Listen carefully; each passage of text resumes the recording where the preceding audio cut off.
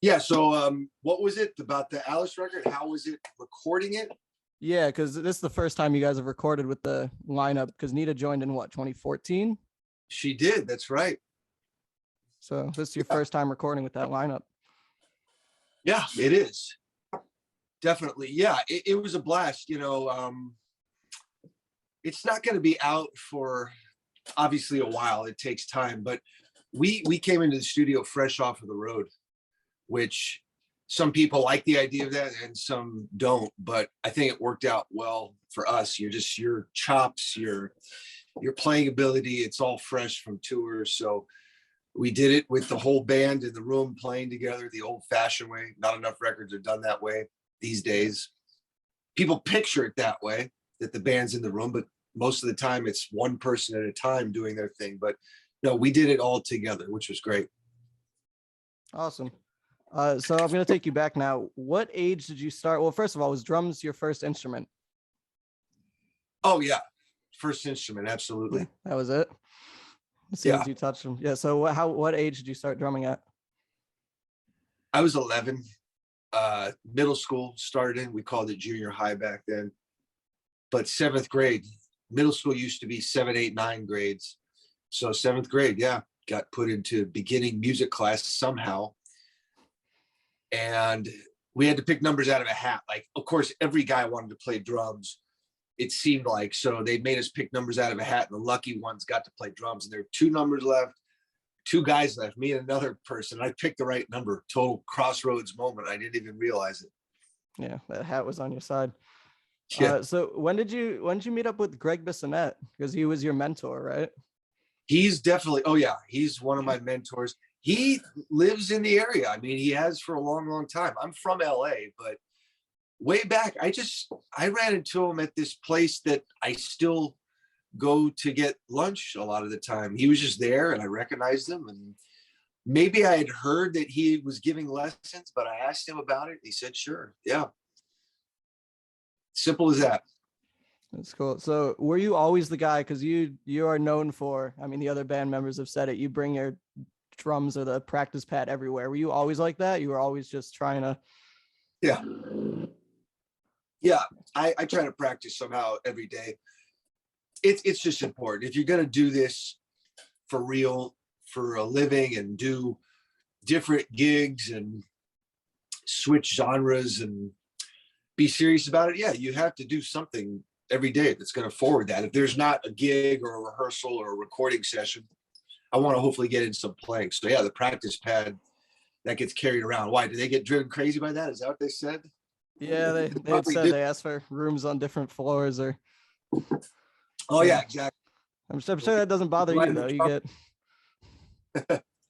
Yeah. So when did you become the guy to call? Because that's happened to you. That happened when you filled in for Matt Log when you played with Vasco Rossi. It's just, oh, call Glen. It happened for Tommy Lee. Well, wow, that's good. You've done homework on this. Well, with Matt Log, he's a really good friend and he's a great drummer. He's been on a lot of records people know, like Alanis Morissette's first record. But he was playing and still might be back playing with Vasco Rossi. That's Italy's biggest rock star by far. It's all arenas and stadiums. And he had an injury back in 2010. This was right before I started with Alice, coincidentally. But that didn't happen because someone said, oh, well, call Glenn. He's the guy. That helped make me a guy on this imaginary list of go-to people to fill in because of being able to read music and adapt to different situations. But I met this producer, an Italian producer who lived in LA. I met him when I played a little random gig out here in a suburb of LA. It was just a fun cover gig. And it happened to be a gig that Jason Hook was on, who was in Five Finger Death Punch for all those years. And Chuck Wright was on bass. We're just having fun doing covers, not making a ton of money. And in walks this producer. He liked what he heard. And he asked me about, can he get my number? And I did a recording session for him, like, I don't know, a week or two later. And he saw that when I came into the studio, I didn't know what we were going to record yet. That's common. You don't know what you're doing until you get there. But he saw that I made a cheat sheet. I charted it out that involves reading music, but it's kind of a shorthand where every musician or drummer seems to develop their own version of doing this sort of shorthand. And he saw I did that. I learned it. We did a couple of takes of whatever it was, and that was it. We were done. And that's what led to about 3 years later, that producer calling me kind of in a panic because the Vasco Rossi tour didn't have a drummer suddenly. Matt had an injury. So yeah, the pressure was on, but I was able to deliver on that. That was a good confidence builder for sure. Yeah. Is it difficult balancing? Because you do a lot more than Alice that people might not know of. I saw you were recording recently with Orianthi. Like, yeah. Is it difficult balancing just everything that you have going on? No, I don't think so. I think that when you do different gigs, it keeps you on your toes and it makes you just a better, well-rounded player. I would rather be able to do a lot of different things. I mean, sure, it can get busy and that's a good problem to have, but I like being able to stretch out. You play in one genre, that's great, but if you play in another, it's going to inform everything else that you do as a player. So I like it. Yeah. All right. And then just one final question, kind of a selfish question. As somebody who's going to be on the Monsters of Rock cruise, is there any chance of a Goon Squad show?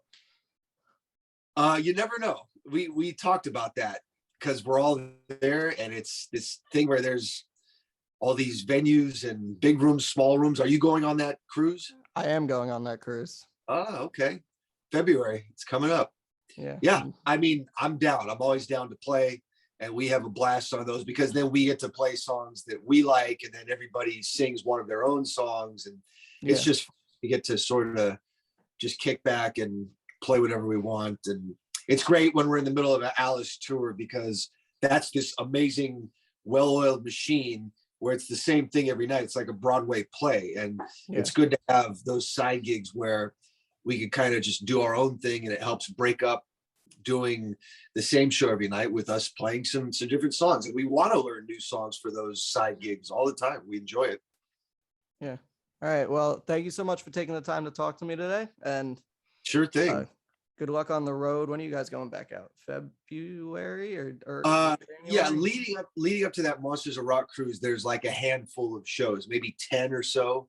Yeah, I'd seen that. We'll start up like towards the end of January, it looks like. Yeah.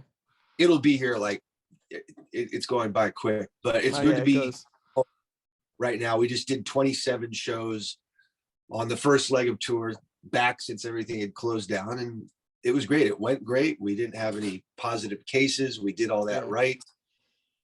And yeah, looking forward to next time.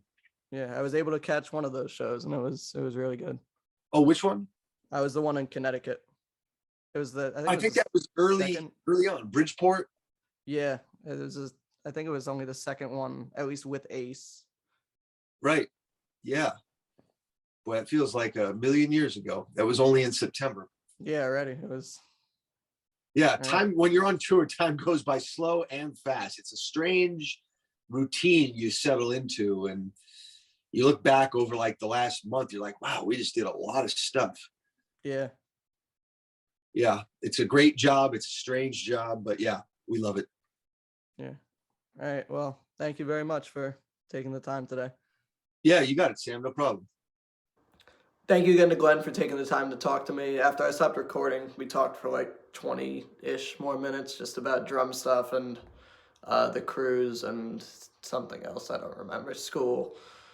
So thanks again, Glenn. He's an awesome guy. Go check out his stuff. I'll link his social media and everything in the description. And yeah, I'll see you in the next one. Hopefully this becomes a more regular thing.